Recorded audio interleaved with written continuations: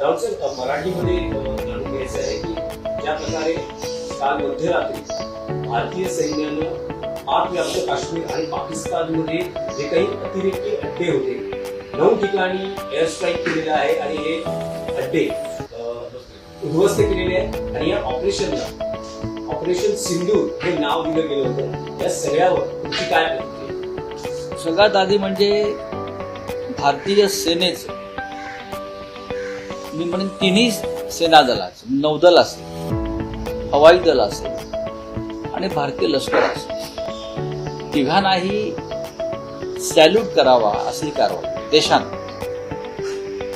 जय हिंद म्हणून सॅल्यूट करा अशा प्रकारची कारवाई आज पहाटे भारतीय सेनेने केली।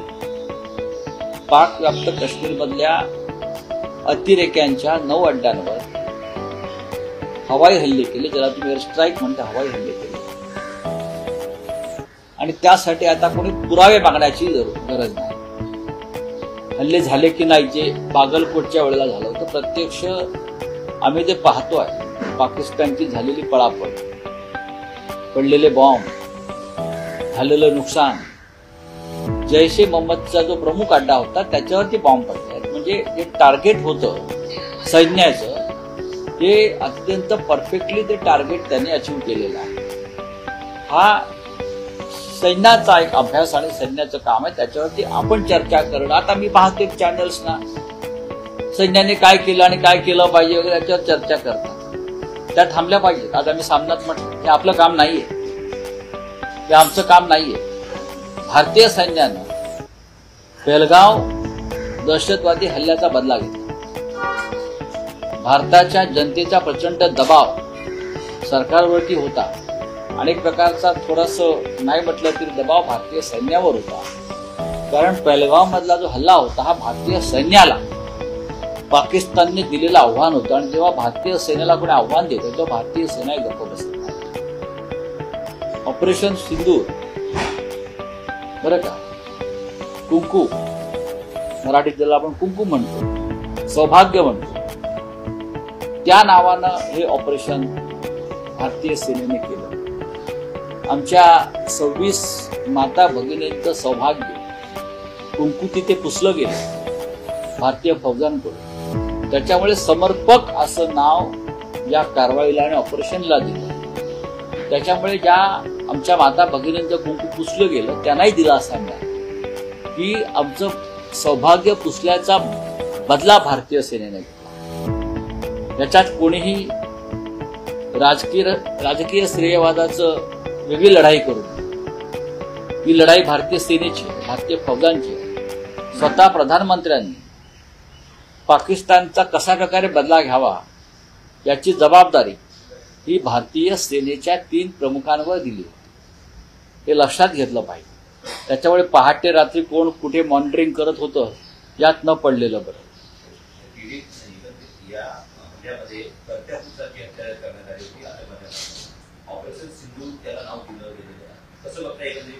मला असं वाटतं ही सुरुवात आहे, ज्याला तुम्ही ट्रेलर म्हणता, ही सुरुवात आहे।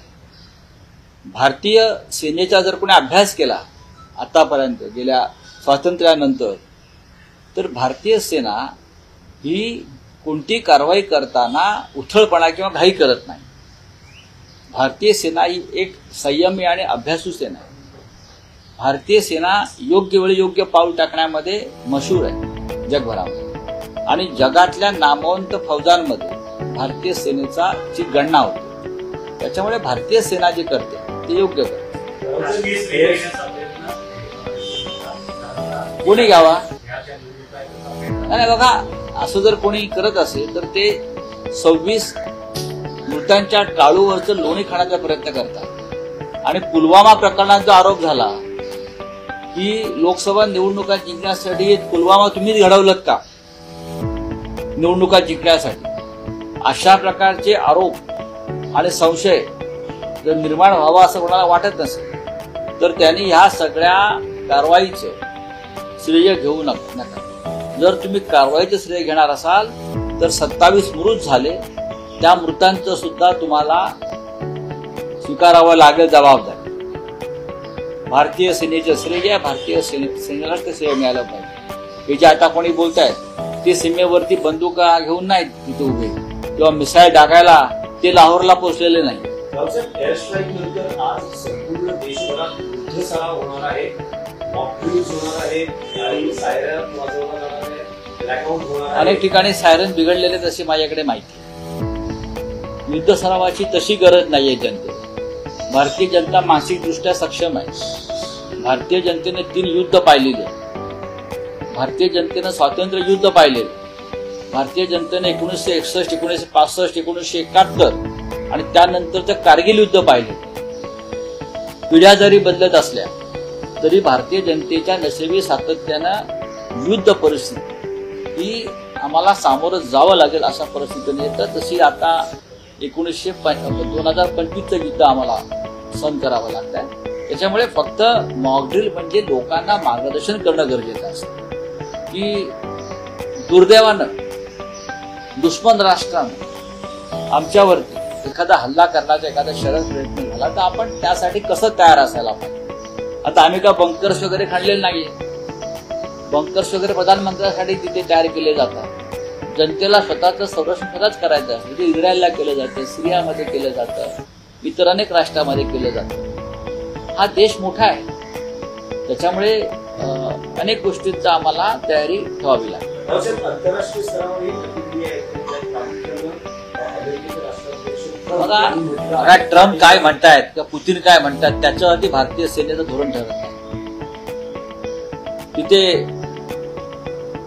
पाताळाच्या आडून पाठिंबा देण्यात काय अर्थ आहे.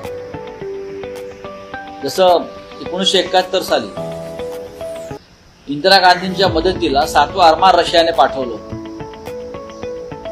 जेव्हा अमेरिका पाकिस्तानच्या बाजूने उभी राहिली होती 1971च्या युद्धामध्ये, तेव्हा रशिया हा देश भारताच्या बाजूनं उभा राहिला. ब्रेझनेव्ह होते अध्यक्ष आणि त्यांनी त्यांचं 7वं आरमार, जगातलं सगळ्यात मोठं आरमार हे भारताच्या मदतीला पाठवलं. याला मी मित्र राष्ट्र म्हणतो. आता तिकडे बसून आम्हाला पाठिंबा देण्यात काय लढतंय कोण? आमचं सैन्य लढतंय. मरतायत कोण? बेलगाव, पुलवामाला आमचे लोक मरतायत. हा देश समर्थ आहे, आमचं सैन्य समर्थ आहे.